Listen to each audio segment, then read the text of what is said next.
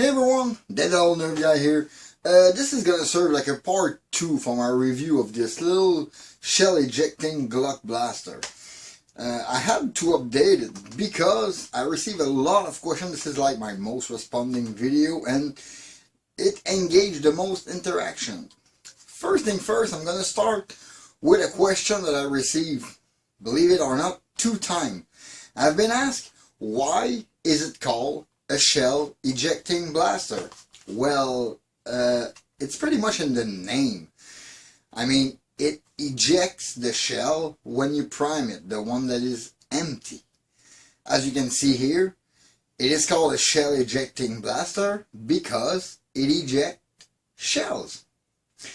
That aside, I received a couple of questions about distance, how far this thing can shoot, how accurate it is, and even how reliable it is.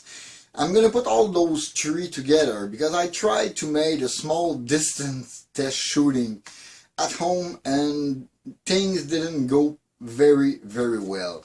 Half of the little projectile foam bullet that are inside this thing, half of them never came out the barrel, and the other half were pretty scarce. None of them were around the same area, and the one that went the furthest went around 17 feet at the other end of my distance that I had. But maybe it would have had 18, maybe with luck. This is not a precise blaster at all. Accuracy is terrible. None of those little bullets go straight in the same direction. I mean, if you want to shoot a target, it is gonna be like something under 2 meters. Otherwise, there's almost no chance of hitting it. You're seeing it here. Those little bullets didn't go very far, and they didn't go all in the same direction. Here I am showing you the measurement. It's not the best at all. As for reliability, I'm gonna put you a few runs where I tried to shoot it and there was nothing to do. It was either not shooting or not firing the little bullet inside. One thing, I was told a couple of times that I was loading it wrong. It was best to load it from the rear. I did both tests. I loaded from the front of the shell and I loaded from the rear. On the chronograph there was absolutely no difference. The FPS varies between 20 and 55. Same thing as when you load it at the tip of the shell. But the difference, if you load it at the rear, most of my reliability problems were because they were loaded from the rear. They just didn't go out the barrel. Sometimes they stay stuck in the shell and the shell stays stuck in the blaster. So no, not reliable at all. Another small question, is the mag really gravity drop? Yes.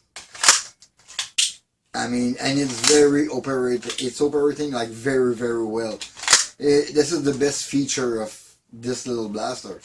I mean, you can just swap magazine. They're loaded.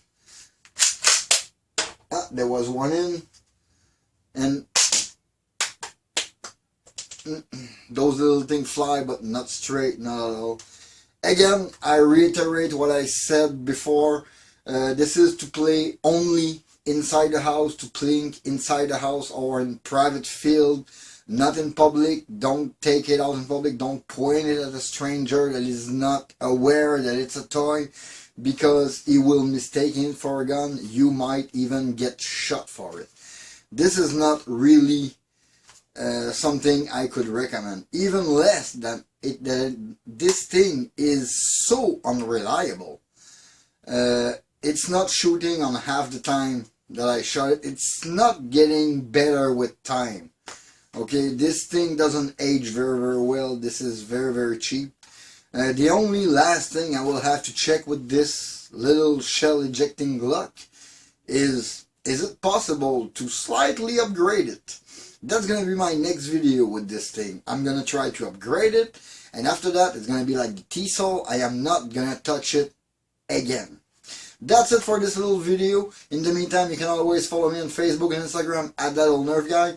Please leave a like and comment, subscribe for more content. Don't forget to hit that bell to stay notified for my latest video. This was Dave Fatag. See you next time. Bye.